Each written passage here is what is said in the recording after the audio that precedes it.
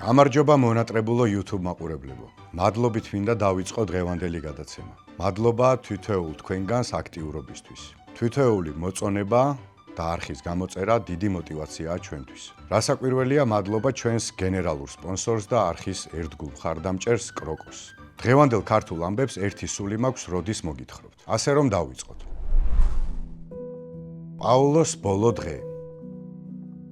წინა გადაცემებში ჩვენ არაერთი გამოჩენილი ადამიანის სიცოცხლის ბოლო დღეებზე მოგიყევით. დღეს კი პაულო იაშვილზე გიამბობთ. ალბათ უმრავლესობა მიცით, რომ პოეტმა მწერალთა კავშირში თავი მოიკლა. თუმცა ამ ამბავში დეტალებს მოგიყვებით. მინდა რომ კარგად გავიაზროთ პოეტის განცდები და ემოციები. 1922 წელს გაზეთ ბახტრიონში ილიასადმი მიძღვნილ წერილში პაულო იაშვილი წერს. ილიას პოეზიიდან მარტო წიწამური რომ დარჩეს. მაინც სამუდამოდ აატირებს საქართველოს და სამუდამოდაც იქნება თემა პოეზიისთვის. ამით ილიამ დაამტკიცა, რომ საქართველოში თვითმკვლელობა და მკვლელობა ორივე ბუნებრივი ხვედრია პოეტისთვის. გავა რამდენიმე წელიწადი და 1937 წლის 22 ივლისს მწერალთა კავშირის მეორე სართულიდან თოფის გასროლის ხმა გამოაფხიზლებს ხდომათა დარბაზში მსხდომ მწერლებს. იმ ტრაგიკულ დღეს სიმონ ჩიქოვანი ასე იხსენებს. როდესაც დარბაზში პაულო შევიდა, სხდომა უკვე დაწყებული იყო. სიმონ, მითხრა, შენ გულში წყენა გქონდა, მაგრამ იცოდე, რომ მე კეთილშობილი და პატიოსანი ვაჟკაცი ვარ და ამას მალევე დაგიმტკიცებო. კიდევ გამეორებით დამაბარა მეუღლესთან მოკითხვა და წამოდგა. არ შემიძლია დარჩენაო. თუ მოვახერხე დაუბრუნდებიო. მანამდე კი შინ ორი წერილი დაწერა პაულომ. ერთი მეუღლე თამარისთვის, ერთიც ქალიშვილისთვის, მედეასთვის. მწერალთა კავშირში საღამოს კრებაზე მივიდა. დარბაზში არც ისე ბევრნი იყვნენ. კრებას კავშირის თავმჯდომარე დემეტრაძე უძღვებოდა. განიხილავდნენ აკაკი ბელიაშვილის საქმეს. ბელიაშვილს ედავებოდნენ, რომ სადღაც ცუდად უხსენებია სტალინი. მწერალი შეშფოთებული უარყოფდა ბრალდებას და სთხოვა დემეტრაძეს ეთქვა, ვინ მოიგონა ეს ცილისწამება. პაულო ალექსანდრე ქუთათელის გვერდზე იჯდა. ალექსანდრეს ჩუმად სთხოვა სიგარეტი. ქუთათელმა მიაწოდა და თან წაიჩურჩულა. როდემდე უნდა იყო ჩემ ხარჯზეო. პაულომ არაფერი უპასუხა და მშვიდად გააბოლა. რა იცოდა ქუთათელმა, რომ ბოლოჯერ მისცა სიგარეტი პაულოს და მის მერე ვეღარასოდეს ნახავდა. კრებაზე ისევ გაცხარებული კამათი მიმდინარეობდა დემეტრაძესა და ბელიაშვილს შორის. მერე კი პაულო იაშვილი ადგა და დარბაზიდან გავიდა. რამდენიმე წუთის შემდეგ კი სროლის ხმამ გააყრუა იქაურობა. ორიოდე წუთში ქალის კივილიც გაისმა. მხოლოდ ერთი კაცი ადგა და გასასვლელს მივარდა. დარბაზში წამოხდნენ, მაგრამ გარეთ არავინ გასულა. ცოტა ხანში ის ახალგაზრდა, რომელიც დარბაზიდან გავიდა, ყვირილით შემოვარდა. თავი მოიკლა, პაულომ თავი მოიკლა. მეორე სართულზე კედელთან პაულო იყო ჩამხობილი. თავის ქალის უკანა ნაწილი იატაკზე ეგდო. თოფის ლულა პირში ჰქონდა გაჩრილი. ასე დასრულდა ერთდროს სიცოცხლით სავსე ადამიანის ამბავი. ისე თავი რო არ მოეკლა პაულოს, დიდხანს მაინც არ აცოცხლებდნენ და ისიც ტიციან ტაბიძის ბედს გაიზიარებდა სამწუხაროდ. უმწეო გენერალი. ამ ამბავში მოგიყვებით, როგორ იქცა სიმკაცრით განთქმული რუსი გენერალი არარაობად.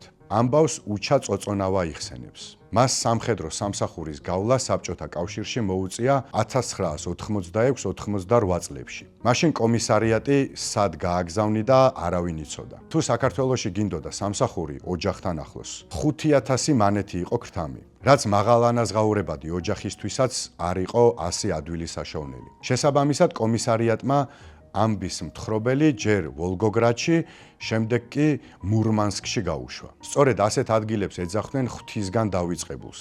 ზამთარში 4 თვე ღამეა და არ თენდება, მზეს ნოემბრიდან მარტამდე ვერ ნახავ, ზამთარში -60-მდე ეცემა ტემპერატურა, ზაფხულში ცხელა და კოღოებს მიაქვთ იქაურობა. ამხელა გარნიზონში ფაქტობრივად სამხედრო ქალაქში სულ 5 ქართველი ყოფილან და სულ ცდილობდნენ მკაცრი კონტროლის მიუხედავად ერთმანეთის ნახვას. ნაწილის მმართველი გენერალ-მაიორი კი ისეთი მკაცრი ყოფილა, ზედმეტსახელად გიმლერა შეურქმევიათ. მისი დანახვა შიშს იწვევდა არამხოლოდ რიგითებში, არამედ ოფიცრებშიც. ერთხელ 1987 წლის მაისში ბიჭებმა თვითმფრინავიდან ლიტრა ნახევრიანი საავიაციო სპირტი ჩამოასხეს და საღამოს დასალევად ემზადებოდნენ. ალბათ დავით ლაბაძის მოყოლილი ისტორიიდან იცით, რომ სამხედრო თვითმფრინავის ფრთებში სპირტი ესხა და ბიჭები ხშირად იყენებდნენ დასალევად. თუმცა მაშინ მოულოდნელად გამოცხადდა განგაში. ყველა მწყობრშია და გიმლერას ელოდებიან. თუმცა არავინ იცის რა ხდება. შემოდის გიმლერა და ყველა ელოდება მის ღრიალს, თუმცა გენერალი ხმას არ იღებს. ეგეთი საცოდავი და უმწეო გენერალი კი არა. ადამიანი არ გვინახავსო იხსენებდნენ. მოწყობილი ჯარის წინ სრული არარაობა იდგა. აეროდრომიდან ყველა თვითმფრინავი ააფრინეს და ნახევარსაათში უკან დასვეს. ეგ იყო და ეგ. იმ დღის მერე არც გიმლერა და არც მისი მოადგილეები თვალით არავის უნახავს. ახლა რა მოხდა იმ დღეს? 18 წლის გერმანელი მოყვარული მფრინავი მათიას რუსტი 1987 წლის 28 მაისს დილით აფრინდა ფინეთის ერთ-ერთი აეროდრომიდან. პატარა თვითმფრინავით. თავიდან ის სტოკჰოლმისკენ გაემართა, მაგრამ შემდეგ გამორთო რადიოსადგური ბორტსიგნალის შუქები და მკვეთრი მანევრით გეზი SSRK-ს მიმართულებით აიღო. შემთხვევითობის წყალობით მან შეძლო საბჭოთა კავშირის საჰაერო თავდაცვის სისტემის გადალახვა და თვითმფრინავი მოსკოვის ცენტრში, პირდაპირ კრემლის წინ დასვა. რუსტის თვითმფრინავის გამოჩენა წითელ მოედანზე იმდენად მოულოდნელი იყო, რომ მფრინავი დასაწყისში არც კი დააპატიმრეს. დაშვებიდან ლამის საათ-ნახევრის განმავლობაში რუსტი ცნობის მოყვარე გამვლელებს ავტოგრაფებს ურიგებდა.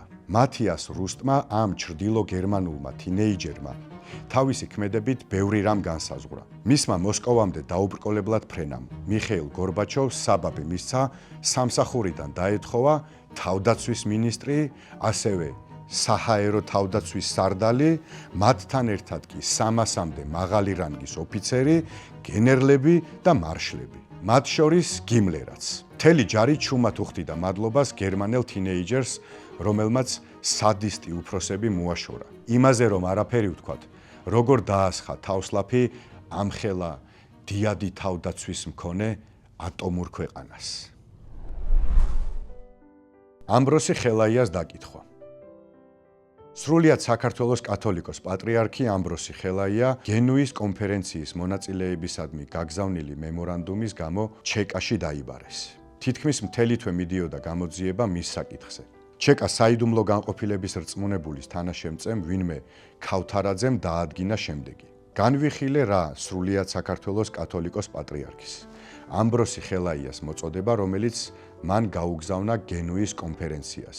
ვცან მასში დანაშაული, რომელიც მიმართულია არსებული წყობილების წინააღმდეგ და რაც გამოიხატება პროვოკაციით, კონტრრევოლუციითა და საბჭოთა ხელისუფლების დისკრედიტაციით. პატივცემულო ამხანაგო, აქ მიმართვის ადრესატი უცნობია. თუმცა ჩვენი ვერსიები გვაქვს, რა თქმა უნდა.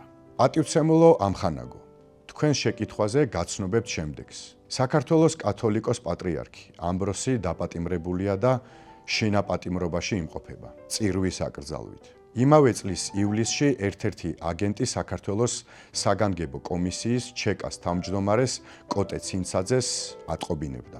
სააგენტურო მეთვალყურეობის შედეგად დადგინდა მთელი რიგი ანტისაბჭოური გამოსვლები პატრიარქ ამბროსისა და მისი ახლობლების მიერ.